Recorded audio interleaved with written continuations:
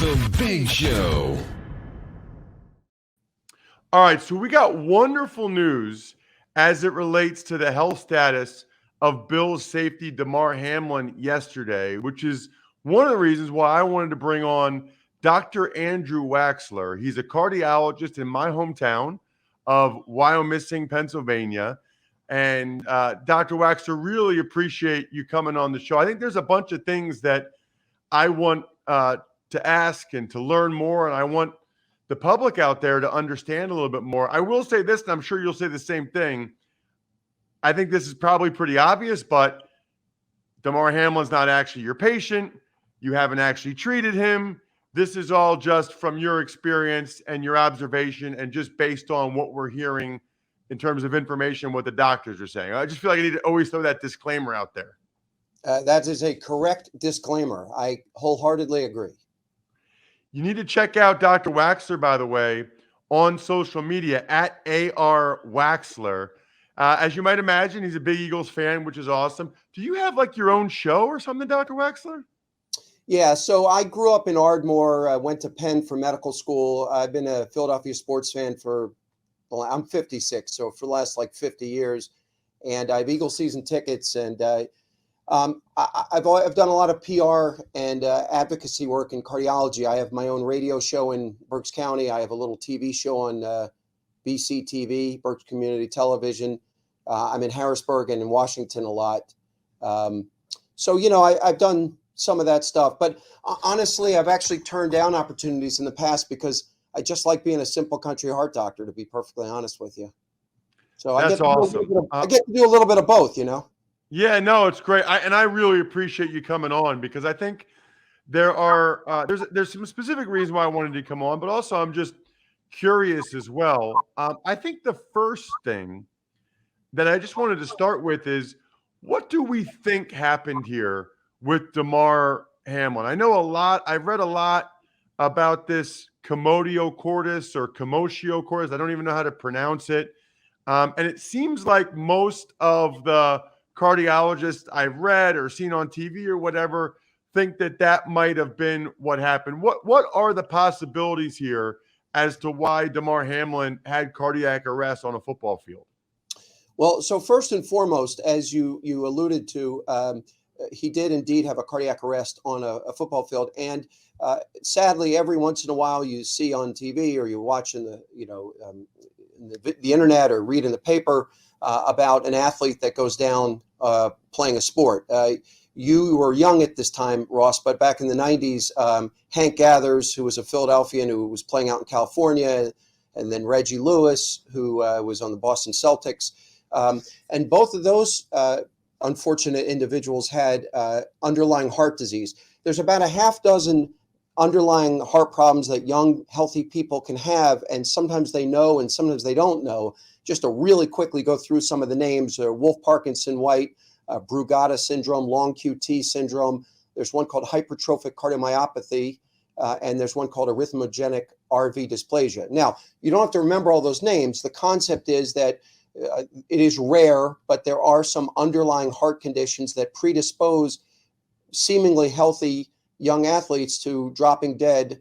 I hate to be so blunt, but that's what it is, under athletic stress. It's a catecholamine adrenaline surge, so that's why when a basketball player goes up to dunk the ball, they can, go into cardiac arrest. Sometimes they know, not to speak ill of the dead, but Hank Gathers and Reggie Lewis both knew they had a diagnosis but chose to play. Sometimes people don't know. And so that becomes part of the whole screening of athletes at the high school level, the college level, the NFL level. How much do you screen athletes to look for those things? But changing the subject slightly to what we think, and again, as you said earlier, this is pure speculation, what we think happened to Damar Hamlin. He probably had, as you say, commotio cordis. And commotio cordis is a very rare but tragic sudden cardiac arrest in a healthy young athlete. It's most commonly seen in kids that are like 6 to 12 playing Little League baseball or hockey or lacrosse. And not to get too deep into this, Ross, but basically our hearts are an electrical organ, just like the lights are on above my head here because electricity is telling the lights to turn on. Your heart and my heart are being driven by electricity. There's maybe a half dozen or so ways that the electrical activity in the heart can go out of sync. Some are benign, some are slightly troubling, like atrial fibrillation. You may have heard of that. And some are life-threatening. So the one that's life-threatening is called ventricular fibrillation. And again, not to bore our viewers, but when commotio cordis, it's really bad luck. The heart has a rhythm to it, an electrical rhythm to it, such that about once every second, so if you do the math, and you went to YO in Princeton, so you must be smart, Ross. If you do the math, that's 60 beats a minute, so about 1 beat per second, and there's about like 20 milliseconds or some small fraction of, I wasn't a mathlete, some fraction of a second where the heart is resetting. So the electrical pulse goes through the heart, and then the heart has to sort of pause for a second before another pulse comes through. And it's during that split second, for reasons we don't completely understand, if a sudden, hard, direct blow hits the heart, it's like getting struck by lightning. It's bad luck. It can reset the heart into ventricular fibrillation. So I gave you a long answer to a short question, but the bottom line is he may have some underlying heart disease that hasn't come out yet, or he may have had this commotio cordis. I think that the doctors at Cincinnati know the answer, and I think it'll come out eventually. So I thought it was interesting. Dr. Chow, he's an orthopedic surgeon.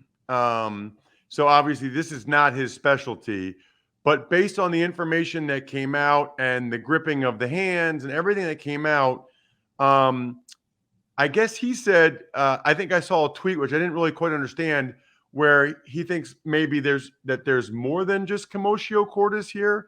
Is there any information that came out yesterday that would lead you to believe that maybe there is more here, or maybe he just meant that it was a more severe episode of it as opposed to like a Chris Pronger, the hockey player that got struck and I seem to come back faster than Hamlin has?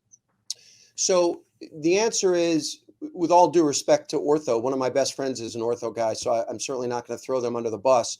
But I'm not sure that, I'm not sure that he knows exactly what's going on. In fact, the truth is, I don't know that anybody knows yet.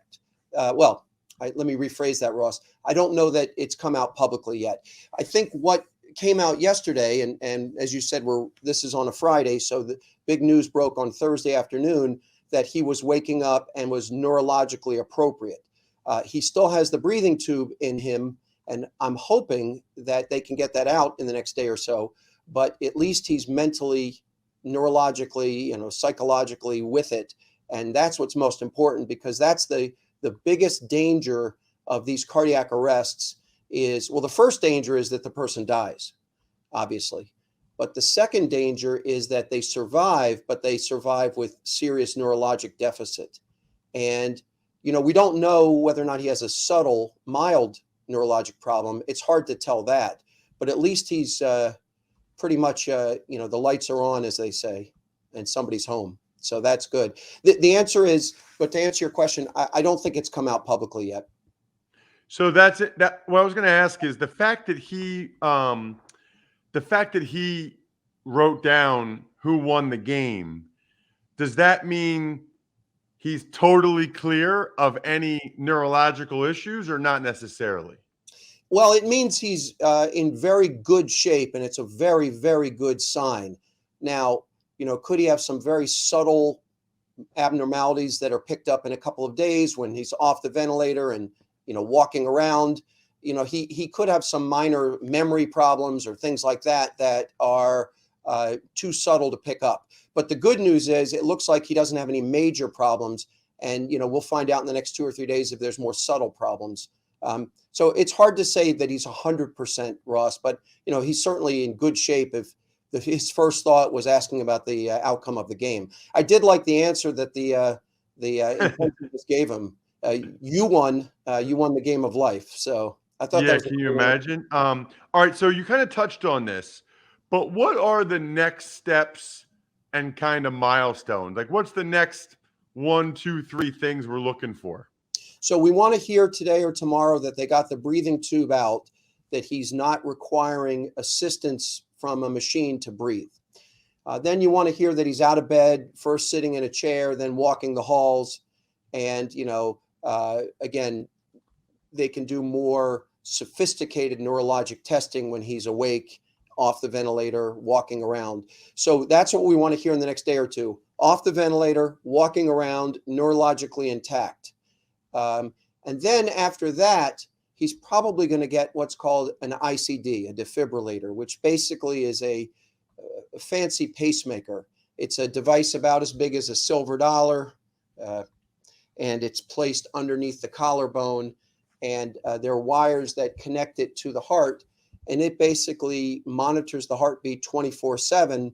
And if a patient goes into a cardiac arrest, it shocks the heart. So the question that I always wonder, and I don't know the answer to this, so I'm going to ask a question, but I don't know the answer, is if somebody survives commotio cordis, like you said, Chris Pronger, the soccer player from Denmark about 18 months ago, by the way, he's back playing, which is amazing.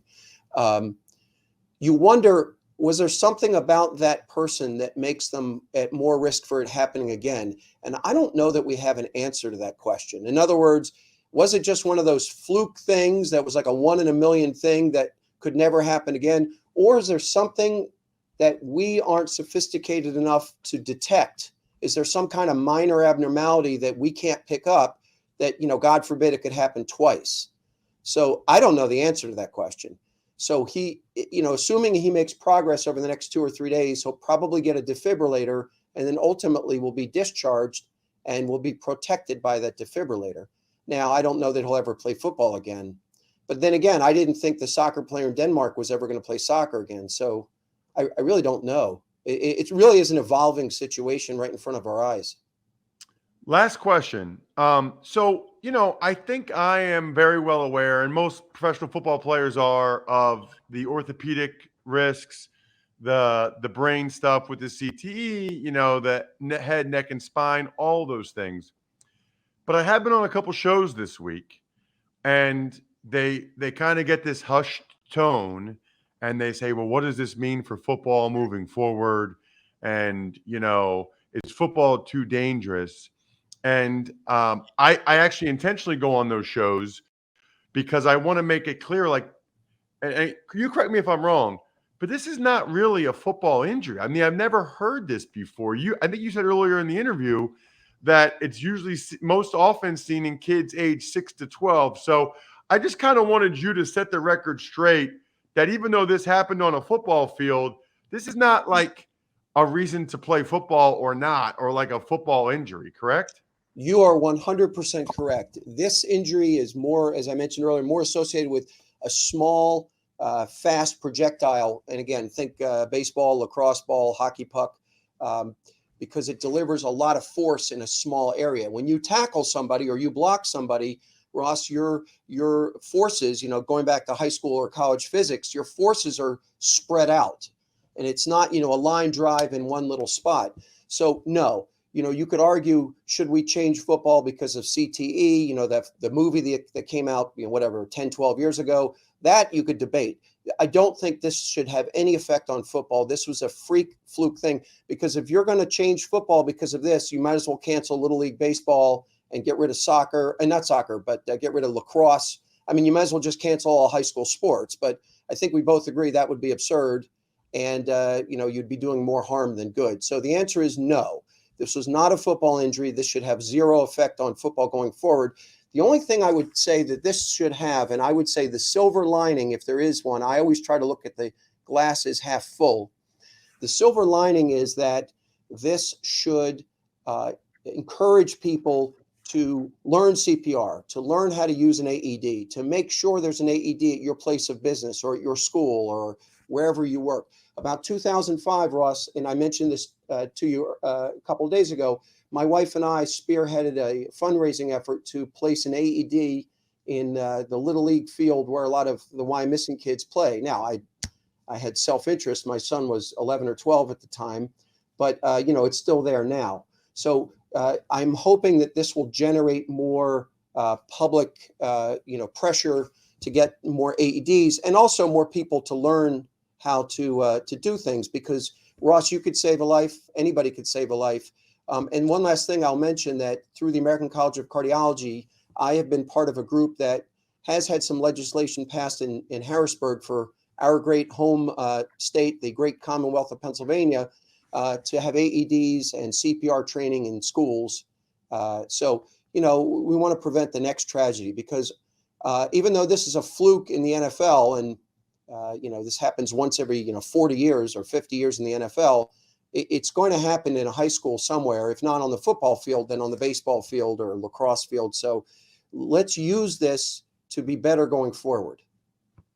Check him out on social media if you want to know what he's up to and you want more information. It's at AR Waxler on Twitter. Dr. Andrew Waxler, the cardiologist in my beloved hometown of Wyomissing, Pennsylvania. Really appreciate the time, Dr. Waxler. Thank you so much.